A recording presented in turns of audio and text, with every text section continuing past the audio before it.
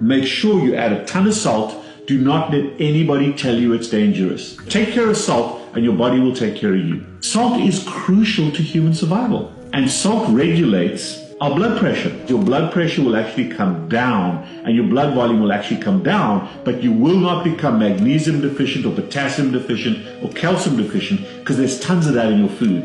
As long as your sodium is replete, those other electrolytes are usually okay. Contrary to popular belief, sodium rarely raises your blood pressure. What raises your blood pressure is iodized table salt.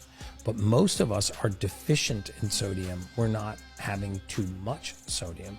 As a matter of fact, one of the reasons why people's level of sodium shows up as elevated in their blood is usually because they're dehydrated.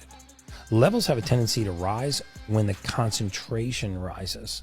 So for example, if you had half a glass of water and you put a teaspoon of salt in that water, you'd have one concentration of salt. If you filled the glass the rest of the way up, you would cut the salt concentration in half, but not because you removed salt, but because you added water. So hydration is super important, but actually your intake of salt, most of us are clinically deficient in sodium chloride. Majority of headaches, remember, headaches, guys, remember this, there are no pain receptors in the brain. Brain surgery is painless, right? So the brain is not capable of sending a pain signal. So where does the signal come from? It comes from the covering of the brain called the dura. The dura hates two things. It hates being stretched and it hates being contracted.